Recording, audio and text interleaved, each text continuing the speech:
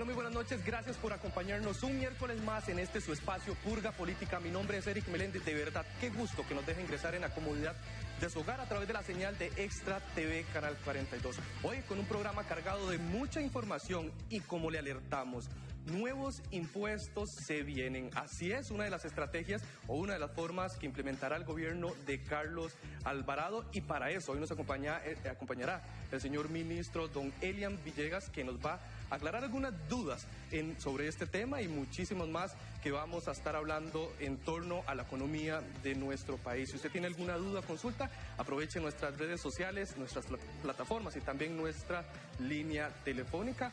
Pero yo no me encuentro solo acá en el programa, mis compañeros también nos acompañan en el set de Purga Política. Muy buenas noches. Buenas noches, bienvenidos a Purga Política, una noche más, 7 de la noche. Hoy con un tema que se las trae. Miren, las preguntas que ustedes nos hagan a través del Facebook Live, a través de nuestras redes sociales, las vamos a estar leyendo a lo largo de este programa. Así que estése muy atento, estése en directo ahí con nosotros en contacto, y todas las dudas que tenga en torno al plan de aumento de impuestos y también sobre el tema de las transferencias bancarias y demás, las vamos a estar aclarando con el ministro. Vamos a estar atentos en Facebook Live.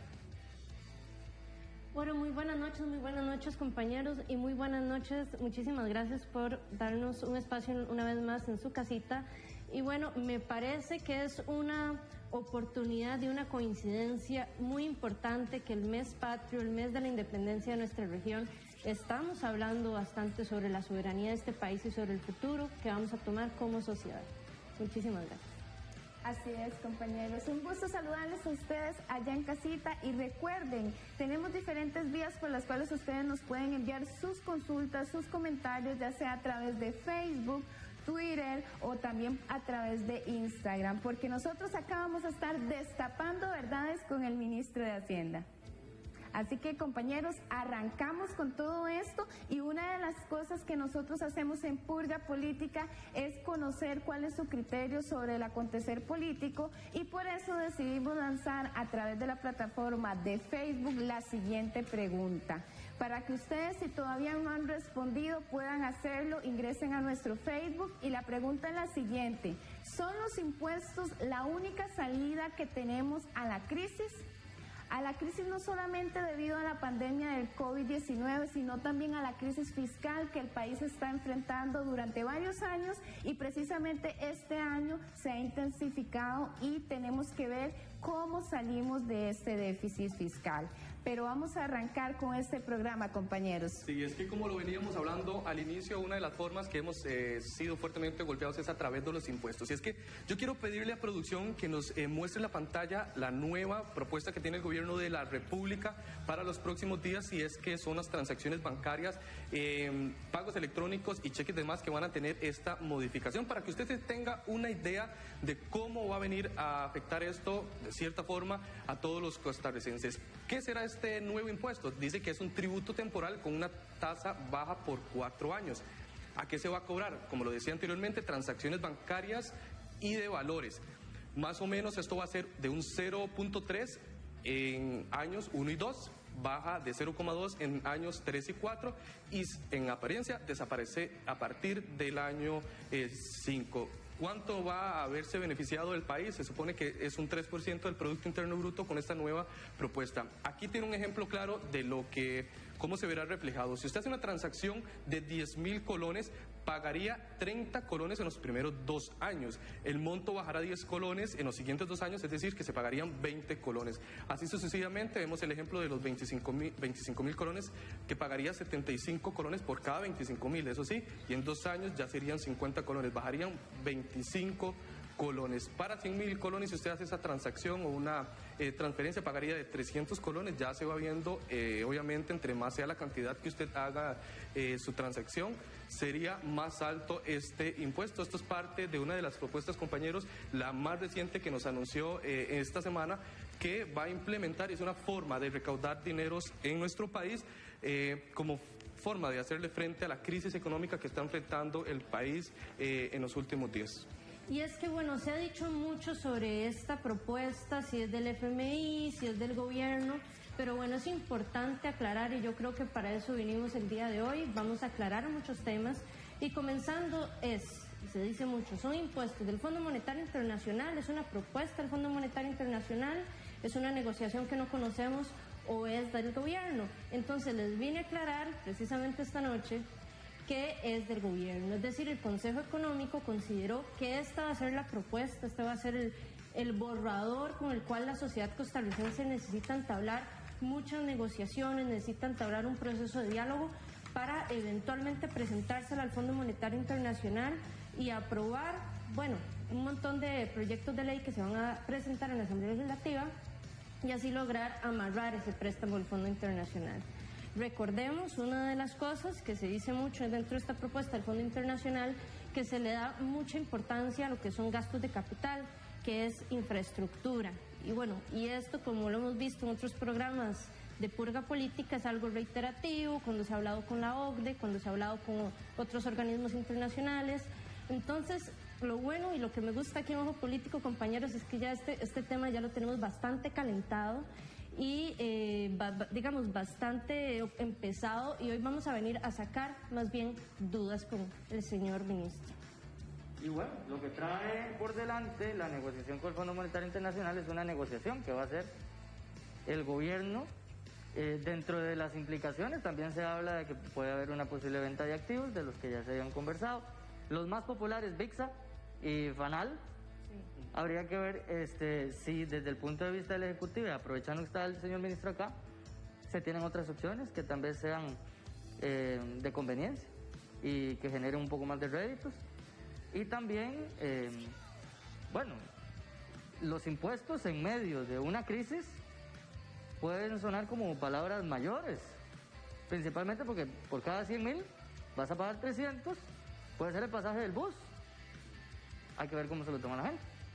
Claro, y por supuesto recordar que cuántas empresas se han visto afectadas o emprendimientos debido a la crisis del COVID-19, y ya ese sería un dinero extra que tendrían que estar ya sea sacando, es decir, para poder así solventar tanto las deudas que tal vez tengan esos emprendimientos con el banco, y también ahora, si es que se aprueba o esta propuesta ante el FMI, al Fondo Monetario Internacional, ya aplicaría ya eso directamente al país y las personas empezaríamos a pagar dichos impuestos por transacciones. También se habla también de las remesas, impuestos también a la renta, pero más que todo nosotros vamos a terminar aclarando todas esas dudas con el ministro próximamente. ¿Qué les parece, compañeros? Entonces, si antes de irnos a la entrevista con don Elian, hacemos un pequeño corte. Ustedes se ponen cómodos en casa, preparan sus preguntas y ya volvemos con don Elian Villegas, que ya está acá en el estudio de Purga Política.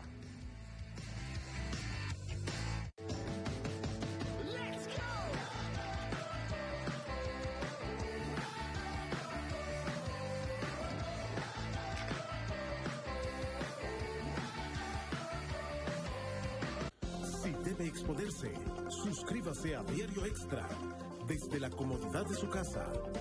Central Telefónica 2547-9300, extensión 109 y 152.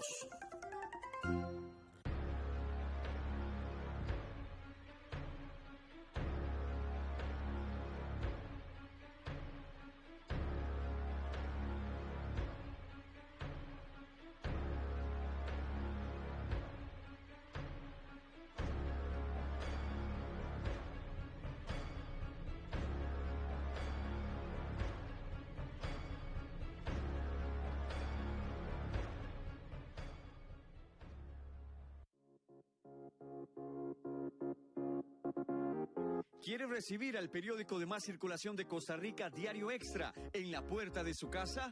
Solicítelo al 2547-9300, extensión 109. Le informamos las 24 horas, los 365 días del año. Diario Extra, el periódico de más venta en Costa Rica.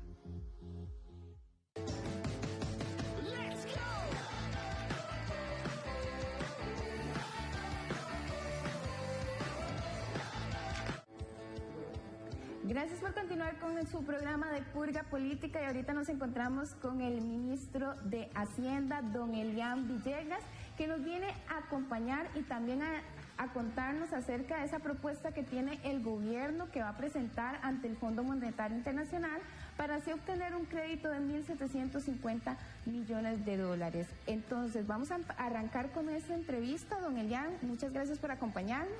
Muchas gracias a ustedes por la invitación y aquí estamos a la orden. De acuerdo, vamos a empezar con la siguiente pregunta, que en sí nosotros sí queremos saber en Purga Política, es acerca de, ¿está presionado el gobierno? Ya que muchos sectores a nivel de, ya sea expertos en economía, dicen de que la presión y el tiempo están haciendo que el gobierno plantee una propuesta ante el FMI, pero en sí no tiene las proyecciones tal vez correctas o basadas en lo que sería ahorita solamente el 85% de ese plan serían impuestos. Entonces, cuéntenos en sí qué tomaron en cuenta ustedes y también si ustedes implementaron las propuestas que recibieron en la plataforma digital, don Elian. Sí, previo tal vez es importante, sobre todo a la gente más joven que nos está viendo hoy, decirles que desde el punto de vista democrático son ustedes privilegiados, porque esta es la primera vez que un gobierno viene a decirle a Costa Rica qué es lo que va a ir a negociar con el Fondo Monetario Internacional. Lo que se utiliza y lo que se ha hecho en el país y lo que se hace a todo lo largo del resto del mundo es que se va al fondo, se toma la medicina, se viene y se le dice a la gente, esta es la medicina que nos mandó el fondo y esto es lo que nos tenemos que tomar. Entonces acá nosotros estamos presentando una propuesta, hemos tenido reacciones diversas sobre la propuesta y ahora sigue un proceso que es un poquito reconstruir varias de las cosas que están en la propuesta, precisamente para poder alcanzar unos apoyos mayoritarios que son absolutamente necesarios para seguir adelante con este proceso. Desde ese punto de vista, cuando nosotros planteamos esta propuesta, tenemos claro, en primer lugar, que se ocupa un ajuste fiscal, porque a pesar de que en el año 2018 fue aprobado un ajuste fiscal que se inició su implementación en julio del 2019 y que venía funcionando bien en la parte fiscal, en la parte hacendaria, al punto de que en el primer trimestre de este año, del 2020, habíamos tenido el déficit primario más bajo de los últimos 10 años, apenas 1.12. La situación que se nos vino encima con la reducción de ingresos producto de la pandemia nos obliga a realizar este ajuste. Es decir, estábamos apenas, como quien dice, saliendo. Y cuando íbamos apenas saliendo, nos agarraron y nos metieron ese socollón y entonces tuvimos que venir aquí precisamente con esta serie de medidas que estamos, en este caso, planteándole a Costa Rica, porque el tema del ajuste sí es una necesidad absolutamente indiscutible. Pero, don Elian, usted anteriormente, en varias conferencias de prensa, cuando se le mencionaba acerca del dichoso plan de activación económica, cuando todavía nos encontrábamos en pandemia, que todavía estamos, usted mencionaba de que no se vislumbraban impuestos. Entonces, viene esta propuesta o que plantea el gobierno ante el FMI y lo primero que hacen son impuestos. Entonces, ¿no es contradictorio, don Elian? Lo que yo he planteado desde que llegué a Hacienda es que en el caso de la reforma al IVA, en el caso del incremento al IVA, yo lo veía como la última opción en la lista. Nunca lo he descartado, siempre he dicho es la última opción en la lista. Eso es lo que yo he venido planteando. En este caso concreto en que estamos es imposible salir sin impuestos. Ocupamos impuestos porque ocupamos ingreso fresco. Es una opción donde, aparte de otras medidas, va a ser necesario llevar adelante un planteamiento de impuestos y en eso sí, ahí digamos, no hay espacio suficiente para poder construir una solución a menos que dentro de esa solución estén incluidos nuevos impuestos. Pero la reactivación económica, ¿ya tienen pensado ese plan? Sí, claro, la reactivación económica se ha venido, bueno, vea, por ejemplo, el mismo Banco Central de Costa Rica acaba de dar líneas de crédito por 700.000 millones de colones a 0.80. La tasa de política monetaria está en 0.75. Estamos con el Fondo de Avales y Garantías en la Asamblea Legislativa, para el cual estamos pretendiendo fondear con un empréstito de $300 millones. Precisamente en este proyecto llevamos la promoción del empleo y la formalización del empleo, haciéndolo más barato mediante el financiamiento, más que el financiamiento, mediante el pago del 5% de asignaciones familiares para toda la planilla del sector privado. Es decir, hay una serie de acciones que se han venido ejecutando y otras que están en proceso que tienen que ver con reactivación económica. Pero es que el país necesita ya ver esas acciones concretadas. Hay un 24% de desempleo según el INEC. Sí. Entonces, ¿cómo usted le dice a los jóvenes en casa o a la gente de que todavía apenas está escrito en papel? No, Ellos le estoy desearían diciendo que verlo. está escrito en papel. La decisión del Banco Central ya es una decisión absolutamente tomada y los bancos pueden acceder a esos fondos al punto 80. Eso está ahí, eso es concreto. La apertura de la economía que se ha realizado en las últimas semanas también está ahí. En este momento nosotros tenemos una economía que, excepto por la parte de turismo, que todavía sigue restringido lo que es el ingreso de algunos lugares, pero en el resto está bastante abierto. Entonces, la primera medida para la reactivación económica tenía que ver con la reapertura de la economía, y esa reapertura hoy es realidad en un altísimo porcentaje. Ahora, tenemos que recordar que a pesar de eso estamos en pandemia, no solo nosotros, el resto del mundo. Imagínense, y aquí es importante, sobre todo la gente joven que pueda investigar un poquito estos temas. Estados Unidos va a cerrar con un déficit fiscal del 18%. Nosotros pretendemos cerrar con un 9%. Va a cerrar con una deuda que es superior en un 100% a lo que es su PIB. Ahora, la gran diferencia es el músculo enorme que tiene Estados Unidos, y que Estados Unidos puede colocar deuda a 0.67%, nosotros al 8%, a 10 años. Entonces, con esto lo que le quiero nada más señalar es que a veces pretendemos de alguna forma decir, es que nosotros hacemos malas cosas, es que qué barbaridad, es que esto, lo otro, más nosotros como país me refiero, y a veces tenemos un poquito que querernos más y ver si realmente lo estamos haciendo mal o hay otras circunstancias que también están alrededor. Yo entiendo que evidentemente una situación donde tengamos un desempleo del 24% es durísima, por supuesto que es durísima. Ahora, en este momento, estamos esperando la próxima medición precisamente de la encuesta móvil de empleo. Esperaríamos que ya baje un poco precisamente por la reactivación que se viene dando. Pero el esfuerzo que se ha venido haciendo desde el gobierno, desde la empresa privada, ha sido un esfuerzo real, y creemos que ya se está concretando un poquito en esa reactivación económica que todos deseamos, desde el gobierno la deseamos. Don Elian, ¿cómo llegar a decirle a las 557,000 personas que en estos momentos no tienen para llevar ingresos a sus hogares que le vamos a subir los impuestos y que van a tener que ahorrar un poquito más por mes para pagar el impuesto municipal, para pagar un poco más sobre las transacciones? ¿Se diezmaría la clase media con este tipo de medidas? Ahí tal vez el tema que hay que analizar también es ¿para qué son los impuestos? ¿Para qué es el Estado? ¿Cuáles son las funciones que cumple? Porque nosotros perfectamente podríamos decir, ok, no vamos a gastar tanto. Si ustedes revisaron los periódicos hoy, vieron que don Michael Soto ayer llegó a la Asamblea Legislativa y dijo, es que el ministro de Hacienda no me da más plata el otro año para seguridad, y yo ocupo para comprar botas y para pagar alquileres y esto y lo otro. Entonces, el tema es, ¿para qué ocupamos el sector público? ¿Qué es lo que hacemos con el sector público? Y a partir de ahí viene el segundo tema, ¿cómo lo financiamos?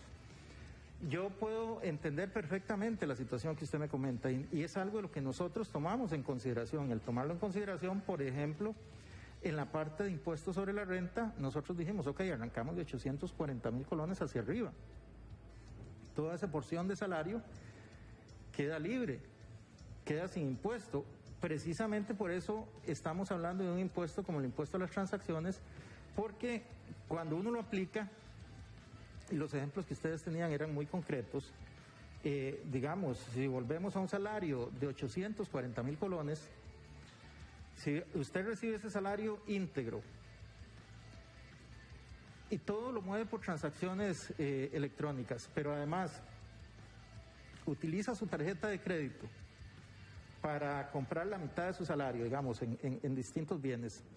Hablemos ahí de 1.300.000 entre los 840 más la mitad de ese salario que usted utilizó con la tarjeta y que se lo vamos a sumar porque también tendría que pagar el 3 por mil. Entonces hablemos de 1.300.000 para redondear. Por ese punto 3 estamos hablando de 3.900 colones. Si en vez de hacer eso nosotros aplicamos un 3%, digamos, del IVA adicional, porque lo que estábamos hablando es que inicialmente al menos lo que hemos pensado es que esto nos puede dar alrededor de 6, 7 puntos del IVA, pero pensemos porque alguien estaba sugiriendo por ahí que llevemos el IVA al 16. Con solo ese 3% de IVA estaríamos hablando de que en este caso ni siquiera se lo voy a aplicar al 1.300.000 que hablábamos antes, se lo aplico al $500,000 nada más de la tarjeta de crédito. Ahí son 15.000 colones más. Don Elian, entonces, si aumentamos el IVA, ese sería una compensación de ese impuesto a las transacciones. No, lo que le quiero decir es que entre aplicar el IVA y aplicar el impuesto a las transacciones es mucho más beneficioso para lo que son la clase media y las personas que en este momento están en peor condición, es mucho más beneficioso aplicar el impuesto a las transacciones que el IVA. No sería una sobrecarga, por ejemplo, un constructor que gane 300.000 colones, que la empresa lo obligue a tener su tarjeta para depositarle el salario, estaría pagando alrededor de 900 colones por el impuesto de transacciones. Sí. 900 colones podría reflejar el pasaje de 2 o 3 días del bus y tal vez es gente que está muy ajustada en su economía o tal vez es el único salario. No se estaría estrujando a la clase también más necesitada del país, que es la que en estos momentos está pasando por el peor momento. Imagínese la otra alternativa, en vez de eso aplicar el IVA, el 2%, ahí estamos hablando de 6.000 colones en ese salario. Entonces, en dado caso, la reforma fiscal que trae consigo el IVA llegó a un punto en que ya no es sustentable para subsanar las... No es eso lo que yo le estoy diciendo. Lo que le quiero plantear es que necesitamos alternativas. Yo aquí no puedo decirle a ustedes simplemente, ok, yo tengo que financiar este Estado y tengo que financiarlo porque aquí hay pensiones, aquí hay deuda, aquí hay maestros, aquí están las universidades. Es decir, yo no puedo dejar de financiar esto. Y entonces, o tomo dinero de los impuestos o sigo tomando deuda y la deuda sigue creciendo. Y entonces lo que va a pasar es que si la deuda sigue creciendo, cada vez ocupo una porción mayor del presupuesto para pagar la deuda, para pagar los intereses. En este momento estoy ocupando el 45%. Pero puede ser que si la deuda sigue creciendo, dentro de poco voy a ocupar el 55, el 60, y entonces ahí sí voy a tener que hacer así en esta otra parte del Estado, porque no voy a tener una forma distinta de poder pagar esa deuda. Don Elian, bueno, hace unos días en una entrevista el señor Francisco Llobet de Fede Cámaras argumenta que de 80-85 impuestos hay un 15 o un 20 de contención del gasto. Ahí va mi pregunta. ¿Se están tomando medidas para que el gasto sea menor? ¿Cuáles son esas medidas? Porque se habla de nuevos impuestos, pero bueno, ¿cuál es la parte o cuál es la contraparte con la que va a actuar el gobierno con esta contención del gasto? Ok, precisamente volvamos al caso de Michael Soto, es decir, ¿hasta dónde podemos restringir el gasto? Nosotros estamos haciendo un esfuerzo en el presupuesto del 2021 y en ese presupuesto del 2021, en este momento, estamos haciendo una contención del gasto con relación al presupuesto del 2020 en lo que se llama gasto primario de 368.000 millones de colones. Esos 368.000 millones de colones, entonces, no los estamos presupuestando, no los vamos a gastar. Pero eso implica que precisamente, por ejemplo, en el caso del Bambi hubo que hacerle un recorte, en el caso de seguridad no pudo crecer. A todos los ministerios les dijimos, tienen que disminuir su presupuesto. En el caso del Ministerio de Hacienda hicimos una reducción de más del 9% en el presupuesto. Entonces, hay que tener claridad, si vamos a hacer contención del gasto, eso significa que hay que hacer recortes, y los recortes también duelen en algunos lados. Por ejemplo, cuando hablamos del recorte en el Bambi, las empresas que construyen las casas de inmediato se vienen diciendo, bueno, es que esto es reactivación económica y usted va a dejar como 10.000 trabajadores sin empleo, etcétera, etcétera. Si le recortamos a las municipalidades nos dicen, vea, es que yo arreglo los caminos vecinales y entonces cuando se venga la lluvia los productores no van a poder sacar el café y no van a poder sacar el ganado, etcétera. Si tocamos a las asociaciones de desarrollo, las asociaciones de desarrollo nos dicen, nosotros somos el organismo que está más cerca de la gente, somos la primera línea de defensa en la lucha contra el COVID, en las emergencias, etcétera. Y probablemente todos ellos tienen razón. Al final el tema es que lo que nosotros tenemos es un recurso que es limitado. Nosotros no tenemos cantidades ilimitadas de dinero, tenemos un poquito de dinero y ese dinero tenemos que ver cómo lo repartimos. Entonces, al final, el tema es, si tengo menos dinero del que tenía antes para financiar este gasto, ¿hasta dónde puedo yo comprimir ese gasto? Porque hay un momento donde ya no puedo más. Otra de las preguntas que quería lanzarle es sobre unas declaraciones que dio esta semana la defensora de los habitantes, Catalina Crespo. Ella dice que con esta oleada de impuestos se está atacando a las personas más vulnerables. ¿Qué piensa el Ministerio de Hacienda sobre estas declaraciones que da la defensora de los habitantes? No, lo que tratamos de hacer fue todo lo contrario, fue más bien buscar impuestos que no fueran a atacar a las clases más vulnerables. Precisamente por eso hicimos un esfuerzo importante para que esta sobretasa, en el caso del impuesto sobre la renta, no solo arranca con las escalas normales del impuesto sobre la renta, manteniendo los 840.000 exentos, sino que en la primera escala va apenas en un 2,5%, en la segunda sube a un 5%, en la tercera a un 5%, y en la última, que es una escala donde los salarios van sobre 4 millones, sube un 10%. Entonces, hemos buscado progresividad en los impuestos y afectar lo menos posible a las clases más vulnerables. Otra de las preguntas es efectivamente esta, y es que con esta oleada de impuestos, la clase media es una de las más afectadas, no digo que solo la clase media. ¿Esto puede atentar contra la clase media en nuestro país? ¿Puede llegar usted como especialista en economía, en finanzas, que está al frente del Ministerio de Hacienda, a que esto atente contra la clase media y que desaparezca del todo? No, digamos, el objetivo es tratar de mantener el tejido social. Cuando nosotros hablamos de lo que es importante aquí es que tengan los impuestos la mayor progresividad posible para que precisamente podamos concentrarlos en aquellas empresas y en aquellas personas que tienen más utilidad, que tienen más riqueza. Ahora, en el caso de la clase media sí hay que aceptar que evidentemente va a tener que pagar más impuestos, por ejemplo, que una clase social más vulnerable. Eso sí, ¿por qué? Porque entre otras cosas hace más transacciones de las que hace personas que tienen menores ingresos. Entonces ahí ese es un tema que sí hay que aceptarlo, pero sí buscamos preservar claramente ese tema. Y por otro lado es importante entender dentro de las funciones del Estado, si hablamos de educación, si hablamos de el tema de la seguridad social, si hablamos de infraestructura, y estamos manteniendo todas esas funciones están también para ayudarle a todas las distintas clases, tanto a las más vulnerables como a la clase media. Entonces ahí hay un bienestar que también viene de parte del propio Estado para, en general, para todo el pueblo, ¿verdad? Don Elian, el proyecto habla de una devolución del IVA, ¿verdad? Sí. Lo dice parte del índice, pero tal y como está escrito, es realmente una compensación, apenas de 4.700 millones, se dice. ¿Hay una real exoneración del IVA de la canasta básica a las clases más bajas? Lo que pasa es que lo que hay que ver es el IVA en su totalidad, genera alrededor como de unos 130.000 millones por punto. Pero en lo que tiene que ver con canasta básica es solo un punto, porque en canasta básica no se cobra el 13, se cobra un 1.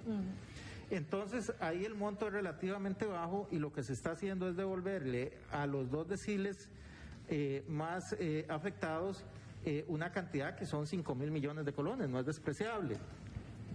Eso se le devuelve y la idea es devolver de conformidad con la encuesta de hogares que lleva el INEC, y entonces a través del CINIRUE se hace la devolución, que en este caso anda, reitero, en alrededor de 5.000 millones de colones. Don Elian, yo se lo digo, la siguiente pregunta, y yo se la digo con todo el corazón y con toda la sinceridad, porque conozco a muchas mujeres que ahorita están desempleadas, que han perdido sus ingresos, que son amas de hogar, Y bueno, veo que se hace mucha mención de la OCDE y cómo en comparación al resto de países, nuestro país encuentra una gran desigualdad en cuanto a género, en cuanto a inclusión de la participación de la mujer en los mercados laborales.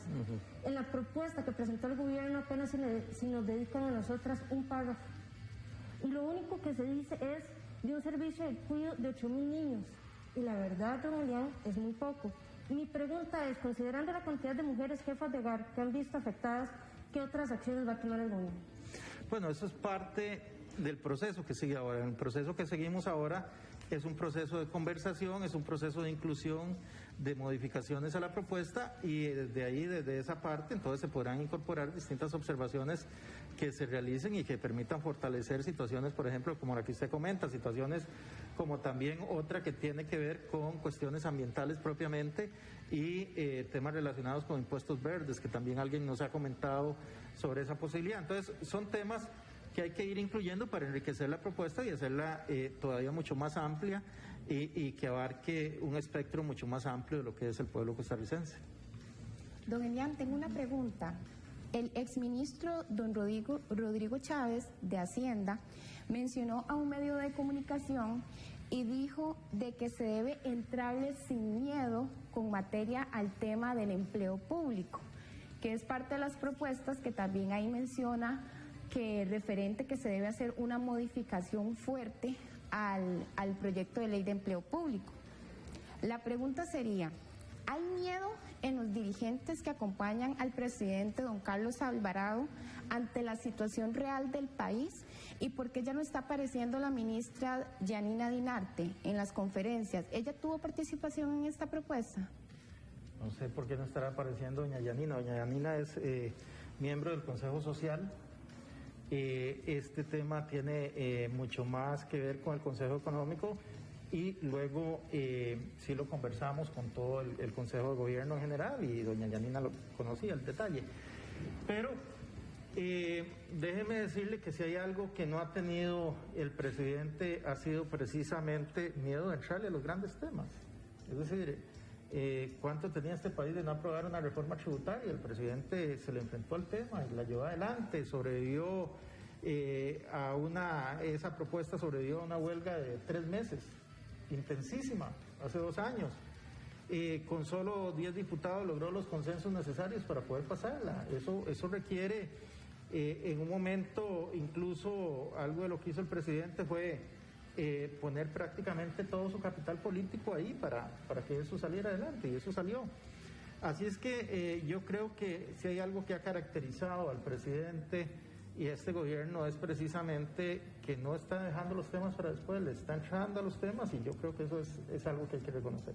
Don Elian, pero cada vez que en una conferencia de prensa, vuelvo y repito la misma pregunta, se le mencionaba el plan de activación económica y no daban respuesta de nada. Todavía se presentaba la ministra de Planificación y mencionaba varios temas, o iba a la Asamblea Legislativa, doña Pilar Garrido, pero le decían cuál es, así concisamente, el plan de reactivación económica, y nosotros acá en Purga Política seguimos esperando.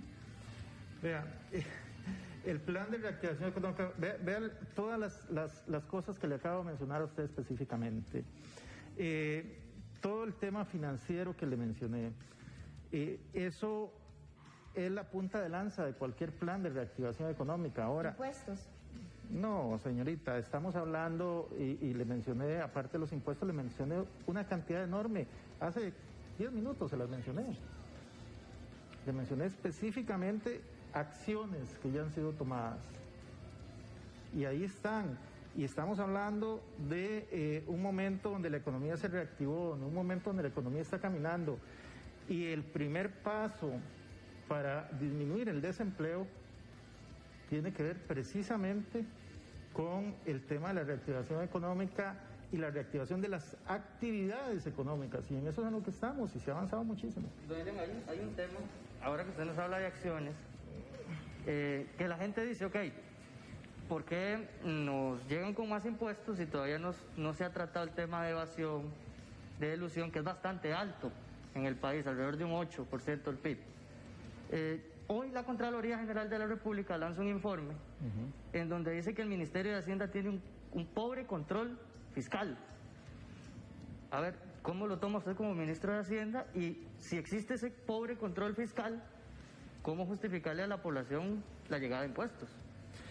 Desde incluso el anterior ministro, don Rodrigo Chávez, y el suscrito, hemos venido insistiendo en un proyecto que se llama Hacienda Digital. Y en ese proyecto Hacienda Digital, una de las cosas que hemos planteado es que es importante porque precisamente la Dirección de Tributación, la Dirección de Aduanas y la Dirección de Hacienda no tienen las conexiones necesarias, y entonces el contribuyente a veces nos aparece aquí, pero no nos aparece aquí, y está en los dos lados, y ocupamos tener una vista 360 del contribuyente.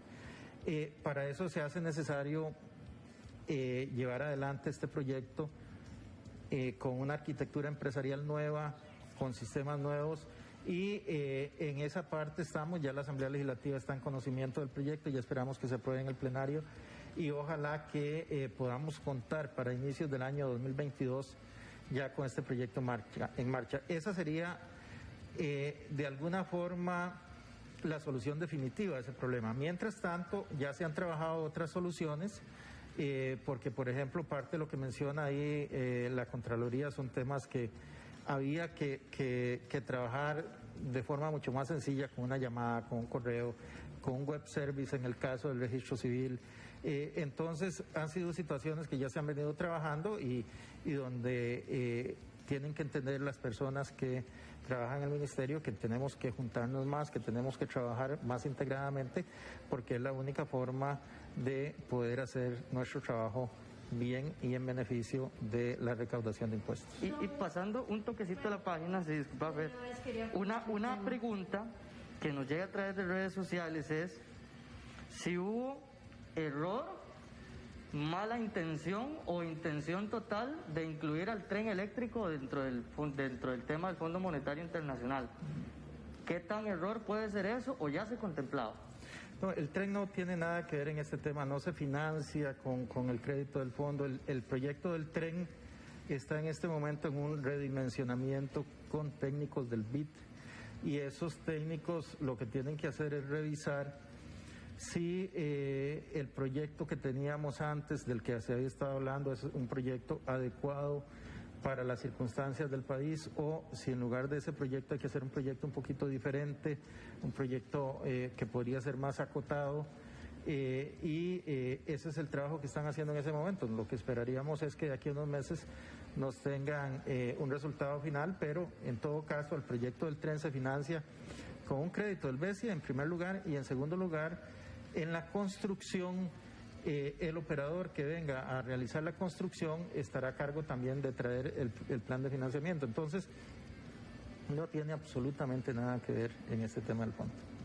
Don Elian, rápidamente, porque ya nos quedan pocos minutos. Se ha ido muy rápido esta entrevista.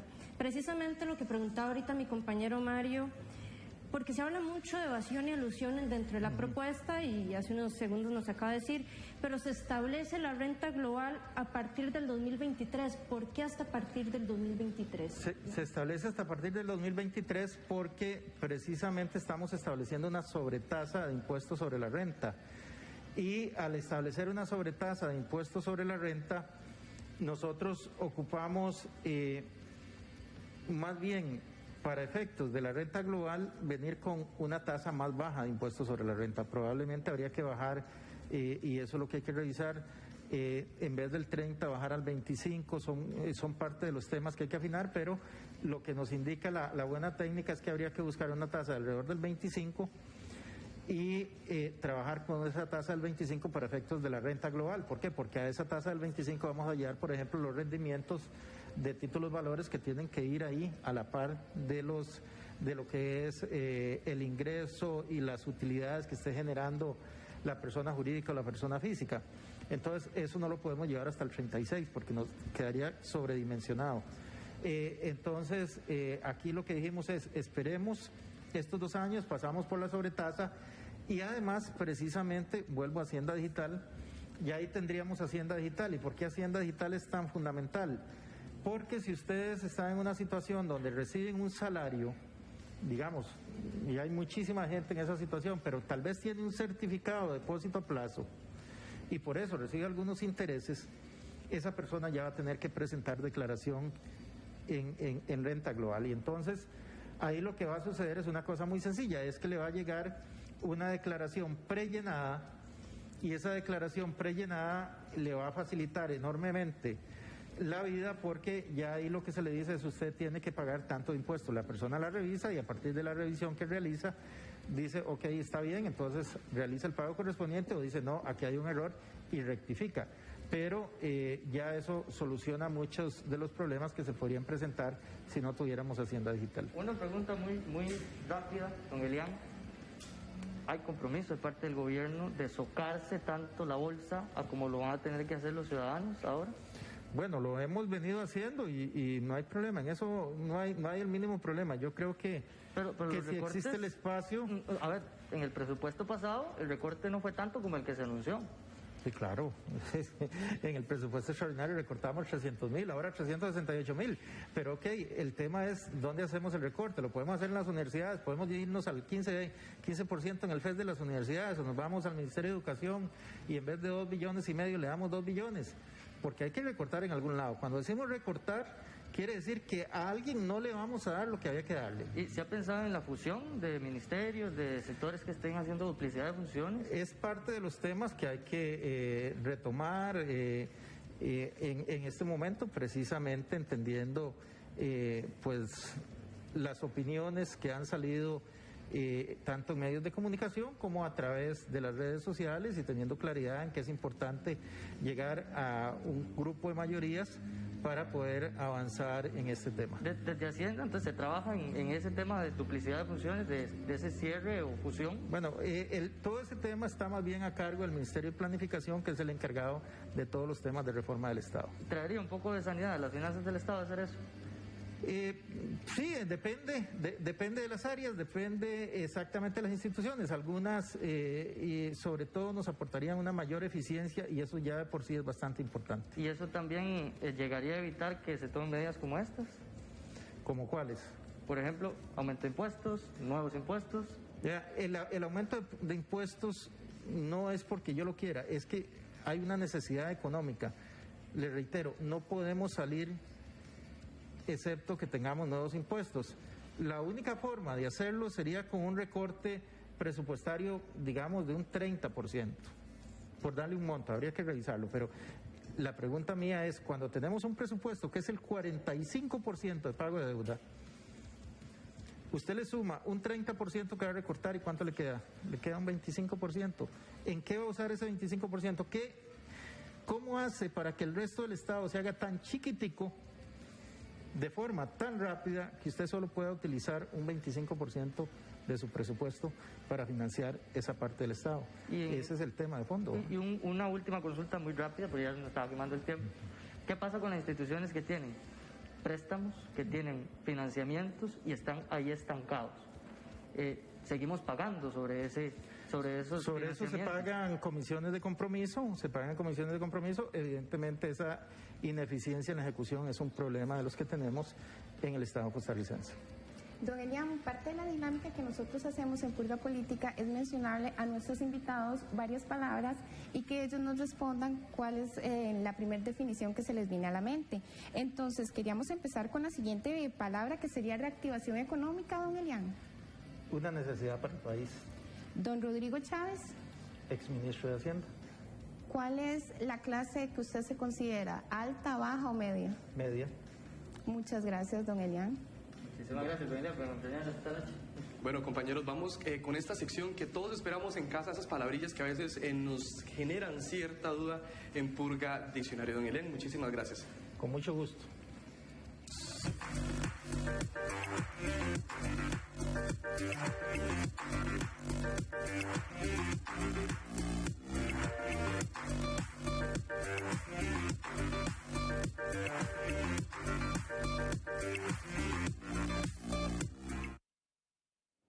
Muy buenas noches, muchísimas gracias por acompañarme. Una versión más de Purga Diccionario. Y bueno, estos términos los vamos a ver, los vemos muy nombrados con las propuestas ahorita con el Fondo Monetario Internacional y me parece que en el futuro, cuando volvemos sobre temas macroeconómicos, los vamos a ir viendo, reiterando durante discursos políticos, entonces es importante que manejemos.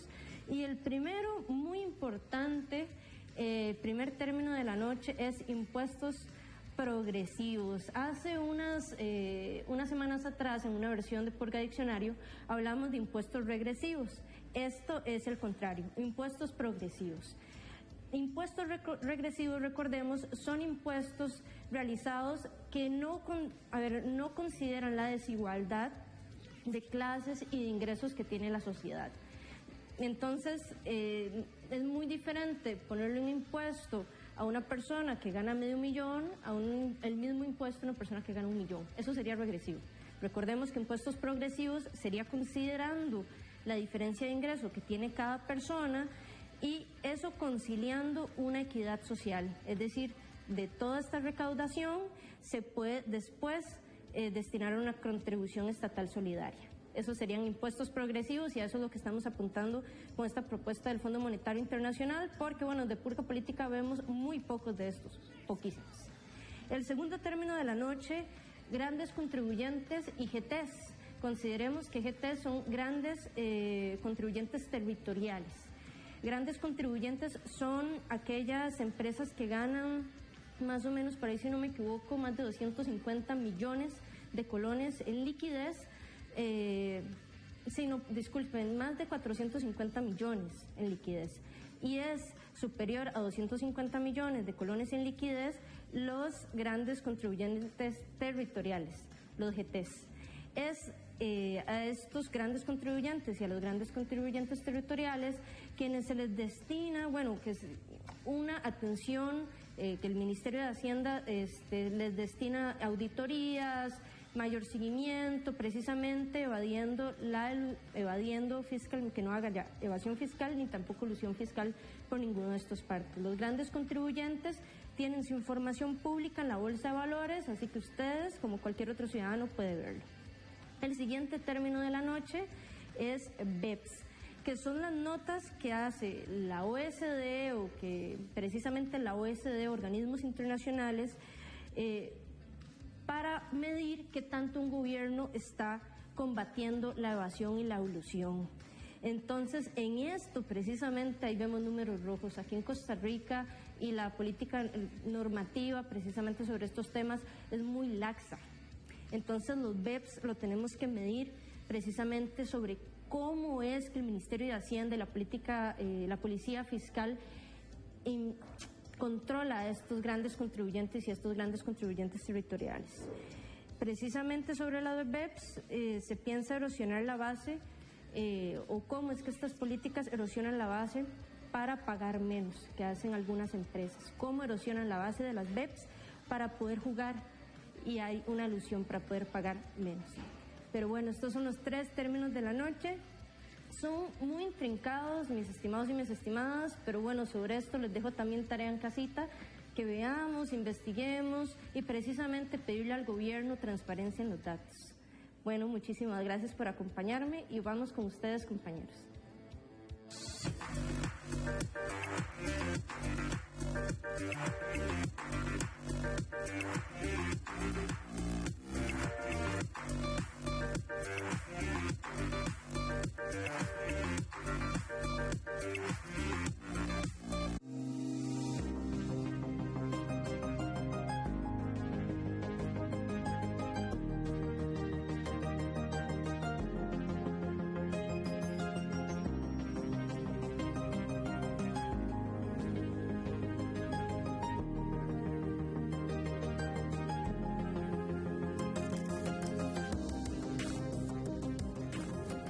Bienvenidos a su espacio de redes sociales y nosotros en Purga Política deseamos saber cuáles son sus reacciones, sus comentarios y todo lo que ustedes piensan sobre el acontecer político. Una de las cosas que nosotros hacemos es conocer lo que ustedes piensan y parte de eso fue la pregunta que lanzamos en nuestro Facebook de Purga Política. ¿Son los impuestos la única salida que tenemos ante la crisis fiscal o la crisis que está enfrentando el país? Bueno, esa pregunta nosotros la lanzamos en nuestra red social y vamos a leer los comentarios que ustedes nos dejaron a continuación. Por acá aparece el primer usuario que sería Luis Mora. El el que no quiere caldo, 2 tazas, a partir del 30 de este mes, vienen 22 días en muchos negocios, incluyendo la restricción vehicular, que pretenden eso, ese de pocos, me aparece por acá que basta ya, prácticamente, dice, angurrientos, parte de la palabra que dice, no les basta, ya todo el país, las calles sin miedo, temor. Esas son parte de las reacciones que nos dice Luis Mora en su comentario en Facebook. Luego nos aparece Rodrigo Araya. No es poner más impuestos, es saberlos cobrar. La evasión es peor, no existe capacidad para cobrar. Disculpen bien los que ya tenemos, pero les parece más sencillo aprobar más. Esa era parte de las reacciones de varios usuarios. Vamos a ver los siguientes usuarios. Dice don Franklin Zúñiga Vega, un golpe de Estado podría ayudar. Luego Daisy nos menciona,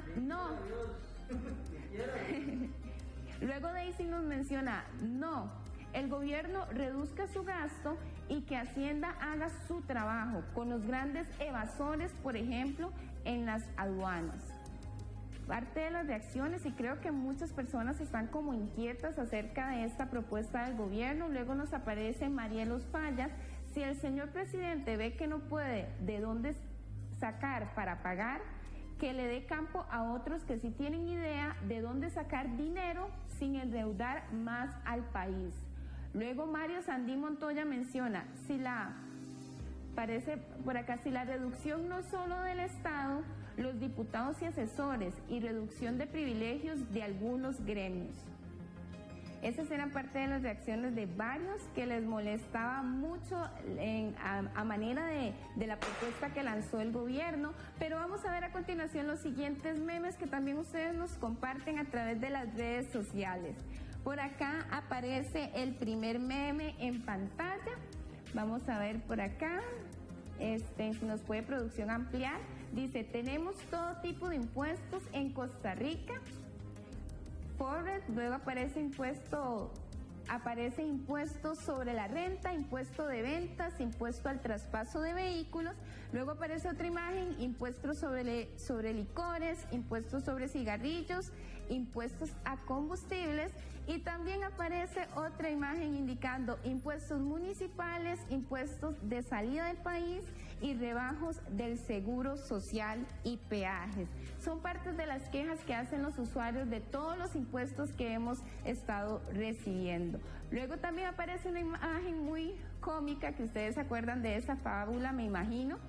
Anda, dilo otra vez, y después aparece, la economía se reactiva con más impuestos. Compañeros. Espero que no le pongan impuestos por los memes. Se imaginan. Luego aparece también ahora con esto de que quieren colocar el impuesto a las transacciones bancarias, aquí abriendo una cuenta nueva. Ya veo que varios empiezan a utilizar el colchón para almacenar su dinero. También aparece por acá este último meme, cuando ves que hay impuestos a los premios de lotería, pero nunca pegas. Compañeros, ¿alguno de ustedes ha pegado a la lotería? No, yo creo que más bien quienes van a pegar el grito al cielo son los pobres vendedores de lotería, que ya no tienen trabajo y tras de eso lo siguen machacando. Bueno, estas eran parte de las reacciones que vimos a través de este espacio de redes sociales. Continuamos con más de Purga Política.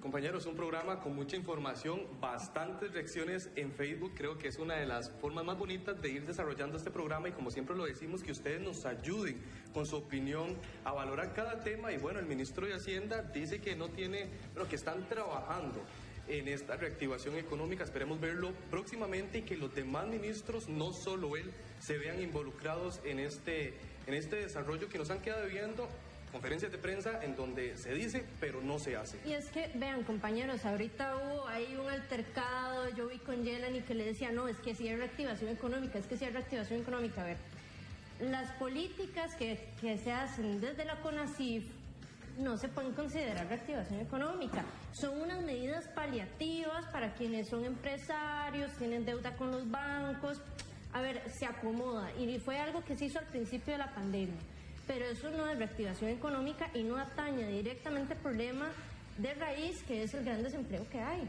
Claro, Fernanda, pero una de las cosas que también queríamos aclarar y era exponer que también él nos expresara cómo el gobierno está trabajando, no solamente desde el Ministerio de Hacienda, sino también del Ministerio de Trabajo, del Ministerio de Planificación, que son ministerios esenciales ahorita, porque se sabe de la crisis que está enfrentando el país y también se sabe de que el desempleo está atacando a muchos costarricenses y por eso nosotros acá en Purga Política realizamos estas interrogantes al ministro. Vean, la casa se limpia de adentro para afuera.